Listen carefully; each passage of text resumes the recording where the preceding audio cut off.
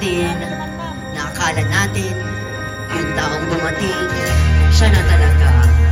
Pero magwawalan ng pag-asa dahil minsan ang mga importanteng tao mag-i-stay hanggang tulog, sasabihin sa'yo, sandali na lang ang maaari pang pagbigyan. Aalis na nga